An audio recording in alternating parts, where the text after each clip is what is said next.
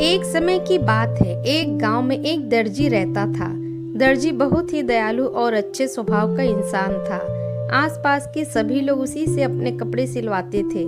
एक दिन कहीं से एक हाथी आया और दर्जी के पास आकर खड़ा हो गया। हाथी को अपने पास खड़ा देखकर दर्जी ने खाने के लिए कुछ फल हाथी को दे दिए। फल खाकर हाथी बहुत खुश हुआ और वहां से चला गया।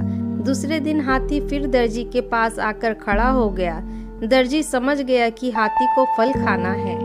दर्जी ने फिर कुछ फल हाथी को दे दिए। हाथी इस बार भी फल खाकर वापस चला गया। दूसरे दिन हाथी फिर दर्जी के पास आकर खड़ा हो गया। दर्जी समझ गया कि हाथी को फल खाना है। दर्जी ने फिर कुछ फल हाथी को दे दिए। हाथी इस बार भी फल खाकर वापस चला गया। अब हाथी प्रतिदिन दर्जी के पास आता और उसकी दुकान के सामने खड़ा हो जाता। दर्जी उसे कुछ फल दे देता जिसे खाकर वो वापस चला जाता था।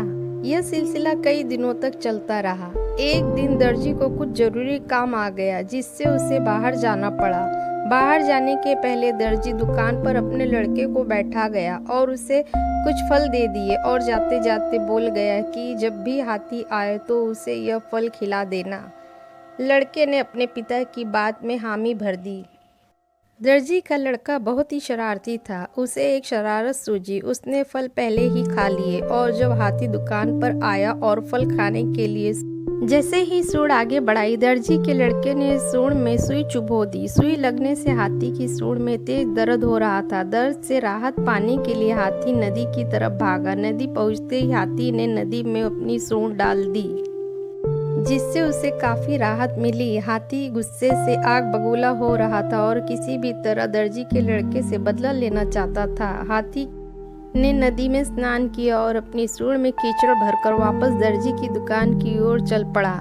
हाथी दोबारा दर्जी की दुकान पर पहुंचा। दर्जी का लड़का दुकान पर ही बैठा हुआ था। हाथी ने फिर अपनी सूंड आगे बढ़ाई। दर्जी का लड़का समझा कि हाथी फल मांग रहा है।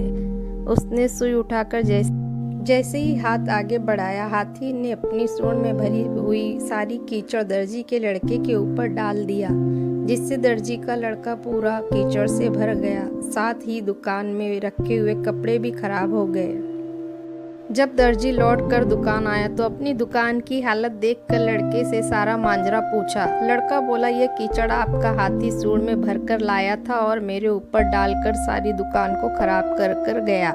दर्जी को लड़के की बात पर विश्वास नहीं हुआ। उसने जब लड़के से सख्ती से पूछताछ की तो लड़के ने सारी बात बतला दी। दर्जी अपने लड़के को लेकर स्थान पर गया जहां हाथी रहता था।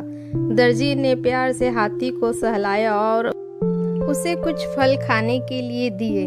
दर्जी ने अपने लड़के को बुलाया और उसके हाथों से भी कुछ फल हाथी को दिलवाए। फल खाकर हाथी का गुस्सा शांत हुआ और उसने दर्जी के लड़के को क्षमा कर दिया। दर्जी के लड़के और हाथी की भी दोस्ती हो गई। अब हाथी दर्जी के लड़के को अपने पीठ पर बिठाकर घूमने के लिए जाने लगा। दोस्तों, अगर मेरी कहानी पसंद आए तो प्लीज़ एक लाइक, सब्सक्राइब और कमेंट जरूर कीजिएगा।